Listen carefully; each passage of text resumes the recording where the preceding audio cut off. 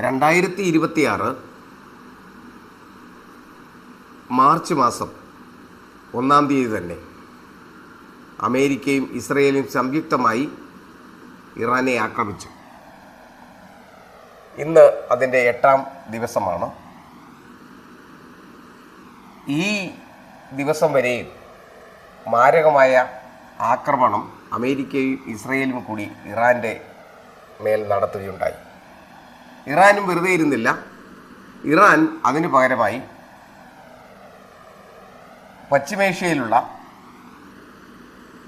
അമേരിക്കയുടെ സൈനിക താവളങ്ങളെയും ഇസ്രയേലിനെയും ആക്രമിക്കുന്നുണ്ട്. അതിലേക്ക് കടക്കുന്നില്ല. കാരണം ധാരാളം യുദ്ധത്തിൻ്റെ വാർത്തകളൊക്കെ ഈ സമൂഹ മാധ്യമങ്ങളിൽ വരുന്നുണ്ട്. അതിനെപ്പറ്റി ഞാൻ വിശകലനം ചെയ്യുന്നില്ല.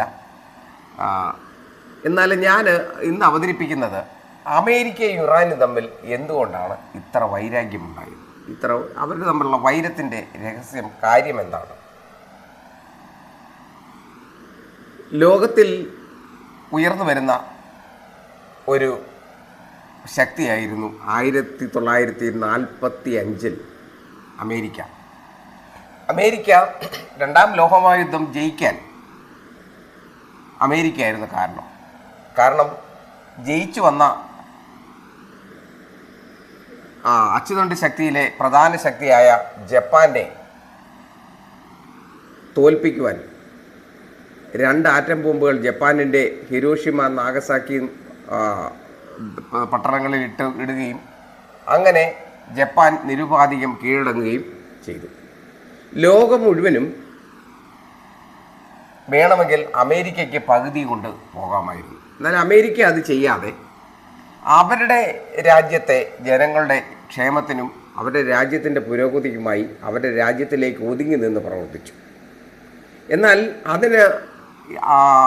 അതിന് ഘടകവിരുദ്ധമായി റഷ്യ എന്ന് പറയുന്ന രാജ്യം, അവർ യൂറോപ്പിലുള്ള അനേക രാജ്യങ്ങളെയും സെൻട്രൽ ഏഷ്യയിലുള്ള അസർബൈജാൻ ഇങ്ങനെയുള്ള രാജ്യങ്ങളെയും കീഴടക്കിക്കൊണ്ട് അവർ സോവിയറ്റ് റഷ്യ എന്ന പേരിൽ ഒരു മഹാസാമ്രാജ്യം സ്ഥാപിക്കുകയും അവിടെ കമ്മ്യൂണിസം നടപ്പിലാക്കുകയും ചെയ്തു. അമേരിക്ക മുതലാളിത്ത രാജ്യം, സോവിയറ്റ് ചേരിയിലുള്ള സോവിയറ്റ് റഷ്യ കമ്മ്യൂണിസം, ഇവർ തമ്മിൽ ശീതയുദ്ധം എന്ന് പറയുന്ന ഒരു പ്രക്രിയ ആരംഭിക്കുകയാണ്. ഈ ശീതയുദ്ധം ആരംഭിച്ചു. അങ്ങനെ വന്നതിൻ്റെ അടിസ്ഥാനത്തിൽ അമേരിക്കയ്ക്ക് വേണമെങ്കിൽ ഇന്ന് അമേരിക്കയെ കളിയാക്കുകയും അമേരിക്കയെ കമൻ്റ് അടിക്കുകയും ചെയ്യുന്നവരൊരു കാര്യം ഓർക്കണം. 1945 2-ാം ലോകമഹായുദ്ധം ജയിക്കുമ്പോൾ ഇവർക്ക് വളരെ ഈസിയായി ലോകരാജ്യങ്ങളെ കീഴടക്കാമായിരുന്നു. മറ്റുള്ള രാജ്യങ്ങളെ സ്വന്തമായിട്ട് ചേർക്കാമായിരുന്നു, അവരുടെ രാജ്യത്തോട് ചേർക്കാമായിരുന്നു. അവരത് ചെയ്തില്ല. എന്നിട്ട് ലാറ്റിൻ അമേരിക്കൻ രാജ്യങ്ങളെ പോലും ചേർത്തില്ല. അവരൊക്കെ സ്വതന്ത്രമായിട്ട് ജനാധിപത്യ രീതിയിൽ ഭരിക്കണമെന്നൊരാഗ്രഹമേ പറഞ്ഞുള്ളൂ. എന്നാൽ ഈ ശീതയുദ്ധത്തിൻ്റെ അനന്തരഫലമായിട്ട് ലോകം 2 ചേരിയായി തിരിയുകയാണ്. 2 ചേരിയായി തിരിഞ്ഞപ്പോൾ എന്ത് സംഭവിച്ചെന്ന് ചോദിച്ചാൽ, കമ്മ്യൂണിസം 3-ാം ലോകരാജ്യങ്ങളെന്ന് പറഞ്ഞ പട്ടിണിപ്പാവങ്ങളുടെ ഇടയിലേക്ക് കമ്മ്യൂണിസമാണ് ഇതിനെല്ലാം പ്രതിവിധി എന്ന് പറഞ്ഞ് വിശ്വസിപ്പിച്ചുകൊണ്ട് കമ്മ്യൂണിസ്റ്റ് ചേരിയിലേക്ക് ആളുകളെ കൊണ്ടുവരുമ്പോൾ ഇത് കണ്ടു നിൽക്കുവാൻ അമേരിക്കയ്ക്ക് സാധിച്ചില്ല. അമേരിക്ക അവിടെ ഇടപെട്ടുകൊണ്ടേയിരുന്നു. അതിന് അവർക്കൊരു ചാരസംഘടന ഉണ്ടായിരുന്നു. ആ ചാരസംഘടന സഹായത്തോടെ എവിടെയെല്ലാം കുത്തിത്തിരിപ്പുണ്ടാക്കാവോ അവിടെയെല്ലാം കുത്തിത്തിരിപ്പുണ്ടാക്കുന്ന ഒരു സ്വഭാവം. കാരണം ജനാധിപത്യം വേണം, അത്രേ ഉള്ളൂ. അതിനുവേണ്ടിയാണ് അവർ നിലകൊണ്ടത്. പിന്നീട് അവർ ചെയ്തത്, അവർക്ക് മനസ്സിലായി ലോകരാജ്യങ്ങളെല്ലാം കോളനിവൽക്കരണം കഴിഞ്ഞെങ്കിലും പിന്നെയും നിന്നുകൊണ്ട് ആഫ്രിക്കൻ രാജ്യങ്ങളെ കൊള്ളയടിക്കുന്നു, പല രീതിയിൽ കൊള്ളയടിക്കുന്നു. ആ കൊള്ളയടി അവരും ചെറുതായിട്ട് തുടങ്ങി, അമേരിക്കയും. പക്ഷേ അവരവരുടെ രാജ്യത്ത് ഉറച്ചു നിന്നുകൊണ്ട് പല കാര്യങ്ങളും ചെയ്തു. യുദ്ധങ്ങളുണ്ടാവും, യുദ്ധങ്ങൾക്ക് ആയുധം വിൽക്കും, ആകാശം മേടിക്കും, അത് സ്വാഭാവികം, നമ്മളാണെങ്കിലും ചെയ്യുന്നുണ്ട്.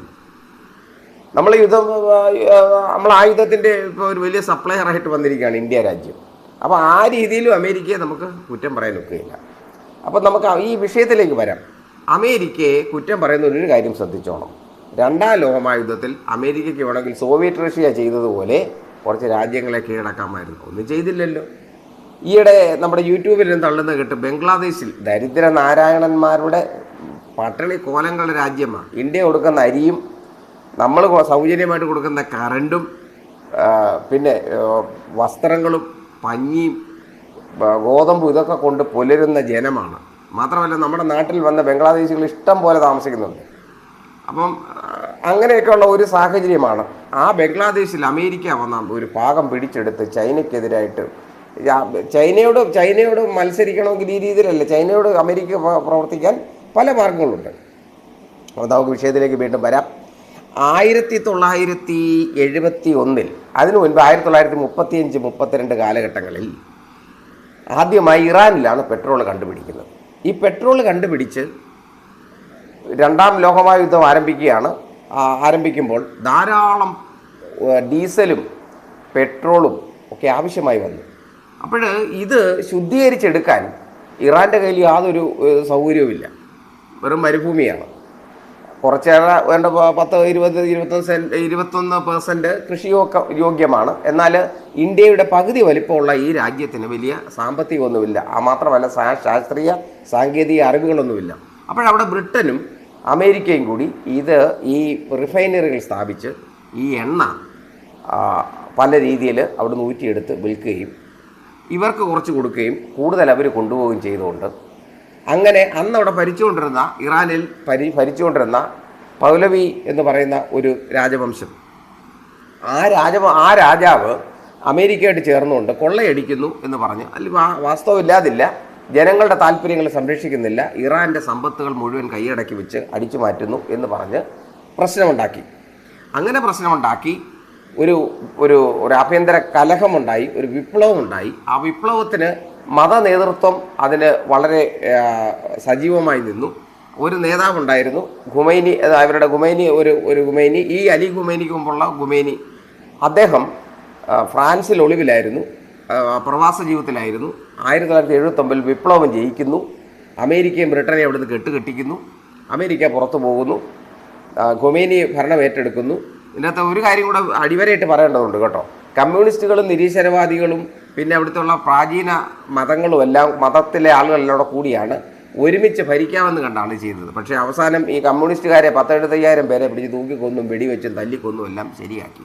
ഇപ്പം നമ്മുടെ രാജ്യത്തെ നമ്മുടെ ആളുകൾ, നമ്മുടെ കമ്മ്യൂണിസ്റ്റുകാരൊക്കെ പറയുന്നത്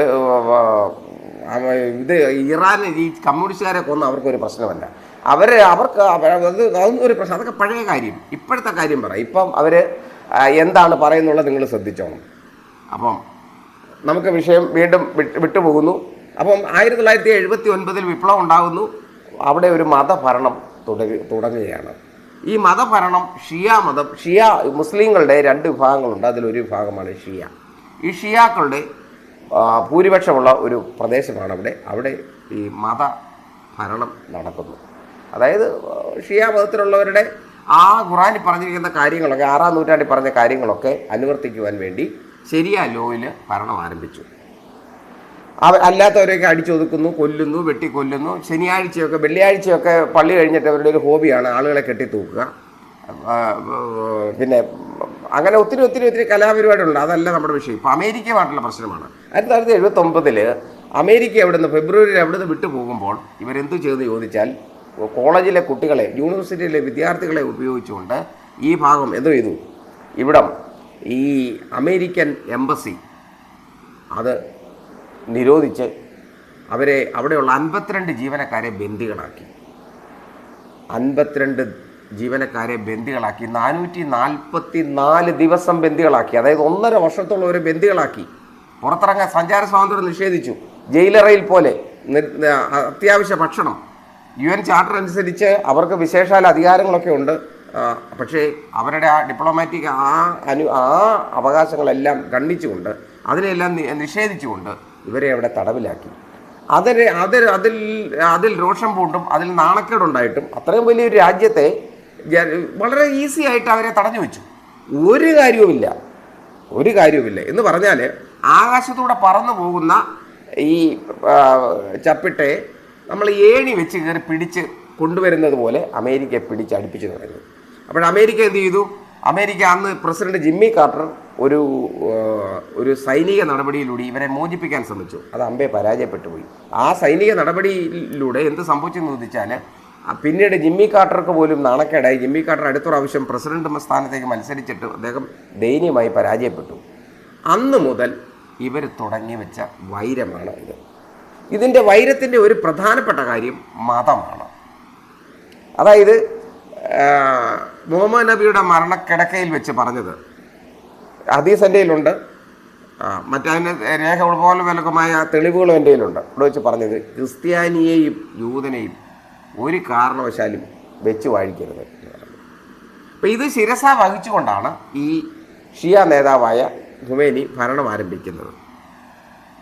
എവിടെയും പ്രശ്നങ്ങൾ തുടങ്ങി, എങ്ങനെയും പ്രശ്നങ്ങൾ തുടങ്ങി. അവിടെ ഒരു ഇവരുടെ തലസ്ഥാനമാകുന്ന ടെഹ്റാനിൽ പലസ്തീൻ എന്ന് പറയുന്ന ഒരു സ്ക്വയറുണ്ട്. ആ സ്ക്വയറിൽ ഒരു ഡൂംസ്ഡേ ക്ലോക്ക്, ആ ക്ലോക്ക് ഇങ്ങനെ ചലിച്ചുകൊണ്ടിരിക്കുമ്പോൾ അവസാനം 2040 ആകുമ്പോൾ അമേരിക്കയ്ക്ക് ഡെത്ത്, മാത്രമല്ല ഇസ്രായേലിനും ഡെത്ത് പറയുന്നുണ്ട്. അപ്പം ഞാൻ ചോദിക്കട്ടെ, ഒരു രാജ്യത്തിനും ഒരു ജനതയ്ക്കും ഡെത്ത് പറയാൻ ഇയാൾ ആരാവുകയെ? പണ്ട് നടന്നിട്ടുണ്ട്. അപ്പോൾ ആവശ്യമില്ലാത്ത കാര്യമല്ലേ ഇതൊക്കെ? നിങ്ങളൊന്ന് ചിന്തിച്ച് നോക്കിയേ. ഒരു രാജ്യത്തിന് ഡെത്ത് കൊടുക്കുക, എന്തിനാ ഡെത്ത്? അവരെ അവിടെ നിന്ന് ഓടിച്ചു വിട്ടല്ലോ. അവരുടെ ശരി, അവർ അന്ന് അവർ പെട്രോൾ കണ്ടുപിടിച്ചു, അവർ കുറച്ച് കുഴിച്ചെടുത്തു, കുറച്ച് അവർ കൊണ്ടുപോയി കുറച്ച് ഇവിടെ കൊടുത്തു, അല്ലെ അന്ന് അഴിമതി നടത്തുന്ന രാജാവിന് കൂട്ടുനിന്നു. ആ രാജാവിനെ ഓടിച്ചു, അമേരിക്കയെ ഓടിച്ചു, ഇംഗ്ലണ്ടിനെ ഓടിച്ചു, ഒരു വിദേശ ശക്തികളും വേണ്ട. പിന്നെ ഇവരുടെ വൈരാഗ്യത്തിന് പോകണോ? മര്യാദയ്ക്ക് നിന്നാൽ പോരെ. ഏണി വെച്ച് കയറി ആകാശത്തൂടെ പറക്കുന്ന ചപ്പിട്ടെ പിടിക്കേണ്ട കാര്യമുണ്ടോ? ആ പിടിച്ചതിൻ്റെ അനന്തര ഫലമാണിത്. അവിടെ മുതൽ തുടങ്ങുകയാണ് ഇവർ തമ്മിലുള്ള വൈരാഗ്യം. അപ്പോൾ അമേരിക്കയ്ക്ക് ഡെത്ത്, ഇസ്രയേലിന് ഡെത്ത്. എന്തോ കാര്യത്തിന് ലോകത്തിലെ പെട്രോളിയം സമ്പന്നതയിൽ 6ാം സ്ഥാനമാണ് ഇറാന്. പക്ഷേ ഇന്ന് ദരിദ്ര രാജ്യങ്ങളുടെ 3-ാം ലോകരാജ്യങ്ങളിൽ പോലും ഇല്ലാത്ത പട്ടിണിയും പരിവട്ടവുമായിട്ട് ആ രാജ്യത്തിലെ ജനങ്ങൾ കഴിയുകയാണ്. ഇങ്ങനെ എഴുതി വെച്ചതിന് ശേഷം അമേരിക്കയുമായിട്ട് പല പ്രശ്നങ്ങൾ തുടങ്ങി. അമേരിക്ക അവരുടെ മറ്റൊരു അതായത് അയൽവക്കത്ത് നിന്നുള്ള പാര വെക്കാൻ വേണ്ടി തന്നെ ഒരു സൈന്യമുണ്ട്.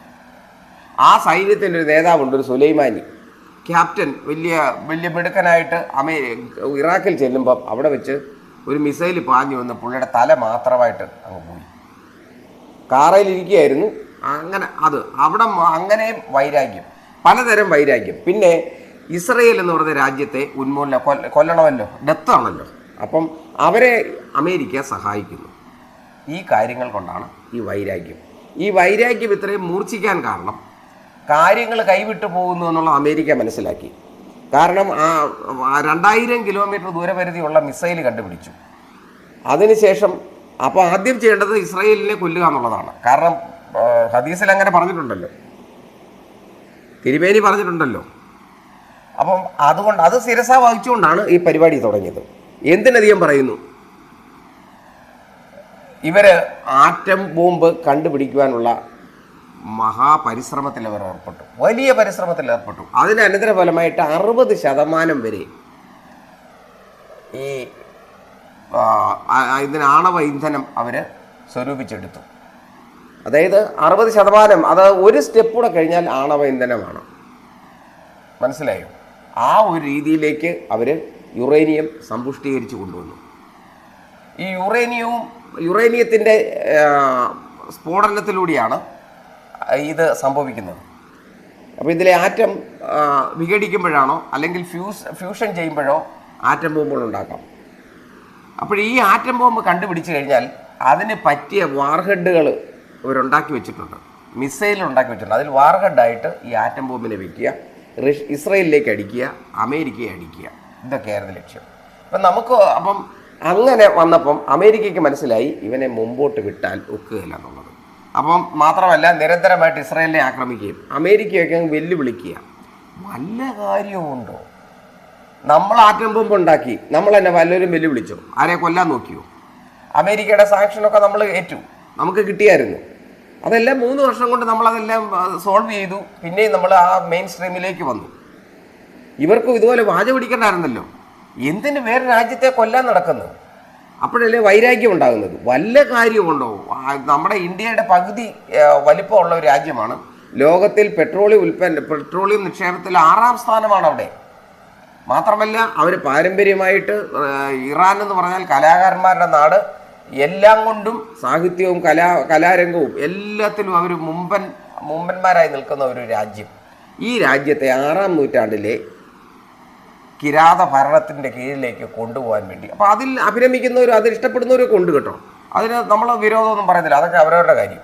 പക്ഷേ അതിലേക്കൊരു ജനതയെ കൊണ്ടുപോയി കഷ്ടതയിൽ ആഴ്ത്തിയിട്ട് വേറെ വലിയൊരു രാജ്യം, ലോകത്തിലെ വൻ ശക്തിയാണ് അമേരിക്ക. അമേരിക്കയ്ക്ക് ഇത്രേ ഉള്ളൂ, കമ്മ്യൂണിസം ഇവിടെ പടരരുത്, അവർക്ക് പാരയാകരുത്, ഇത്രേ ഉള്ളൂ. പാരയായി കഴിഞ്ഞാൽ പാര വന്നു കഴിഞ്ഞാൽ അവർ തിരിച്ച് പാര വയ്ക്കും. അതിന് പിന്നെ മുതലാളിത്തമാണ്, സാമ്രാജ്യത്വമാണ്, അതാണ് ഇതാണെന്ന് പറഞ്ഞിട്ട് യാതൊരു കാര്യവുമില്ല. ഇതിൻ്റെ അത് ക്രിസ്ത്യാനിത്വമായിട്ട് ഇതിന് യാതൊരു ബന്ധവുമില്ല. പലരും പറയുന്നത് ഇസ്ലാമും ക്രിസ്ത്യാനിയും തമ്മിലുള്ള ഒരു മത്സരമാണിതെന്ന്. ക്രിസ്ത്യാനികൾക്ക് ഇസ്ലാമിനോട് മത്സരിക്കേണ്ട കാര്യമില്ല. കാരണം അത് നിങ്ങൾ എത്ര പ്രൊപ്പഗേറ്റ് ചെയ്താലും എത്ര പ്രൊമോട്ട് ചെയ്താലും അതിനൊരു പരിധിയുണ്ട്, അത്രയും വരെയൊക്കെ നിൽക്കും. അത് വളരട്ടെ, അതിന് ഞങ്ങൾക്ക് വേറെ മാർഗങ്ങളുണ്ട്.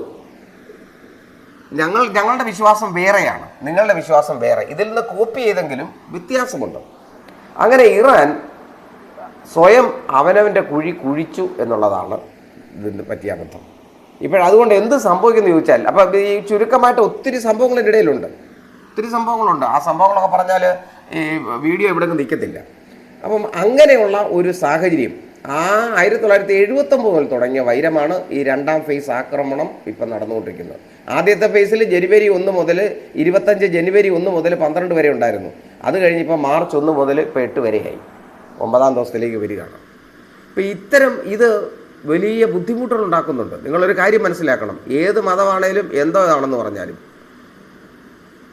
വലിയ ബുദ്ധിമുട്ടുണ്ടാക്കുന്നുണ്ട്. ഈ മധ്യപൂർവ്വേഷ്യയിലേക്ക് ഈ പശ്ചിമേഷ്യയിലേക്ക് നിരന്തരം ഡ്രോണുകളും ബാലിസ്റ്റിക് മിസൈലും അയച്ചുകൊണ്ടിരിക്കുകയാണ്. അവിടുത്തെ കുഞ്ഞുങ്ങൾ ഉറങ്ങുന്നില്ല, രാത്രിയിൽ ആർക്കും ഉറക്കമില്ല, ജോലികളെല്ലാം നിർത്തിവെച്ചു, ആശുപത്രികൾ മാത്രമേ പ്രവർത്തിക്കുന്നുള്ളൂ. ഇങ്ങനെയുള്ളൊരു സാഹചര്യത്തിൽ കൂടെ മുമ്പോട്ട് പോവുകയാണ്. അത് തന്നെയല്ല, ഇത് പെരുന്നാൾ ദിവസവുമാണ്, പെരുന്നാൾ മാസമാണ്. അപ്പോൾ ഇങ്ങനെയൊക്കെയുള്ള പ്രശ്നങ്ങൾ രൂക്ഷമാക്കിക്കൊണ്ട് ഇറാൻ യുദ്ധം തുടരുകയാണ്. അമേരിക്ക വരുന്ന ഇറാനെ തുടച്ചു നീക്കുന്നു. പക്ഷേ ഒരു രാജ്യത്തെയും തുടച്ചു നീക്കാനും നോക്കത്തില്ല. പക്ഷേ അവിടുത്തെ ഭരണമാറ്റമാണ് അവർ പ്രതീക്ഷിക്കുന്നത്. ഭരണമാറ്റം നടക്കുമോ എന്ന് നമുക്ക് കാത്തിരുന്ന് കാണാം. കാരണം ഇറാന് അവരതിൽ അവസാനത്തെ ആൾ വരെ പോരാടും എന്നുള്ള മട്ടിലാണ് നിൽക്കുന്നത്. എന്നാൽ ലോകത്തിന് ഭാഗ്യമുണ്ടെങ്കിൽ ഒരു 2 ആഴ്ചക്കകം ഒരു എല്ലാം കൂടെ യുദ്ധം ഒരു 20-21 ദിവസത്തിൽ കൂടുതൽ പോകുകയല്ല. അങ്ങനെ വന്നാൽ ലോകം രക്ഷപ്പെട്ടു. ഇല്ലെങ്കിൽ ലോകം വലുതായ ബുദ്ധിമുട്ടുകൾ അനുഭവിക്കാൻ പോവുകയാണ്. സാമ്പത്തികമായും എല്ലാ രീതിയിലും ലോകം ബുദ്ധിമുട്ട് അനുഭവിക്കുകയാണ്. പക്ഷേ ഇതൊരു 3ാം ലോകമഹായുദ്ധമായിട്ടൊന്നും മാറുകയില്ല. ആരൊക്കെ യൂട്യൂബിൽ പറയുന്നത് കേട്ടു, റഷ്യ വരുമെന്ന്. റഷ്യ വരത്തില്ല. റഷ്യ വന്നാൽ റഷ്യയുടെ നല്ലൊരു ഭാഗം കൊണ്ടങ്ങ് പോകും. ആര്? ഉക്രൈനോട് നോക്കിയിരിക്കുക. ചൈന വരുമോ? ചൈന അടിയിൽ കൂടെ പണിയും. ചൈനയ്ക്ക് ഏറ്റവും കൂടുതൽ പെട്രോൾ അവിടെ നിന്ന് കിട്ടുന്ന സ്ഥലമാണ്. പക്ഷേ ചൈന അടിയിൽ കൂടെ പണിയാനേ നോക്കത്തുള്ളൂ, അല്ല നേരിട്ട് ചൈന ഇന്ന് വരെ ഒരിടത്തും പോയിട്ടില്ല. നമ്മളുടെ നേരിടാൻ വന്നു ഗാൽവാനിൽ വെച്ച്, അതിൻ്റെ സംഭവങ്ങളൊന്നും ഇതുവരെ അവർ പുറത്തു വിട്ടിട്ടില്ല. പിന്നെ നമ്മളോട് യുദ്ധം ചെയ്തു. അന്ന് നമ്മുടെ രാഷ്ട്രീയ നേതൃത്വം വെറും വിവരമില്ലാത്തവരായിരുന്നു.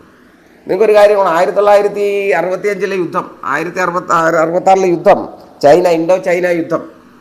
അന്ന് ഈസി ആയിട്ട് നമുക്ക് ചൈന നമ്മളെക്കാൾ ദരിദ്രമായിരുന്നു. നമുക്ക് നല്ലൊരു എയർഫോഴ്സ് ഉണ്ടായിരുന്നു. ഈസി ആയിട്ട് ചൈനയുടെ ചെറുത്തുനിൽപ്പെ എതിർക്കാമായിരുന്നു. അപ്പം വേറൊരു നയമൊക്കെ ഉണ്ടാക്കിക്കൊണ്ട് വന്നുകൊണ്ടാണ് ഈ സംഭവിച്ചത്. അത് എന്തിനധികം പറയുന്നു, ചുരുക്കം പറഞ്ഞാൽ ചൈന ഒന്നും ഇതിന് ഇടപെടാൻ വരികയില്ല. ചൈന ഇടപെട്ടാൽ ചൈനയുടെ സാമ്പത്തിക നിലയൊക്കെ പരുങ്ങലിലാണ്, ചൈന തകർന്നു പോകും. അതുകൊണ്ട് ഇതാണ് ഈ യുദ്ധം, ഈ അമേരിക്കയുടെ വൈരത്തിന് കാരണം. അടുത്തത് ഇസ്രയേലിനോടുള്ള ഇറാൻ്റെ വൈരാഗ്യം എന്നാണ് അടുത്ത വീഡിയോയിൽ ഞാൻ പറയാൻ ആഗ്രഹിക്കുന്നത്. ഈ യുദ്ധം പെട്ടെന്ന് നിർത്തട്ടെ, അതിനുള്ള അവസരം ഒരുങ്ങട്ടെ എന്ന് നമുക്ക് ദൈവത്തോട് പ്രാർത്ഥിക്കാം. ഈ വീഡിയോ എല്ലാവർക്കും ഇഷ്ടപ്പെട്ടെങ്കിൽ ഇതൊന്ന് ഷെയർ ചെയ്യണം, ലൈക്ക് ചെയ്യണം, എന്നെ ഒന്ന് ഫോളോ ചെയ്യണം. Okay, thank you very much.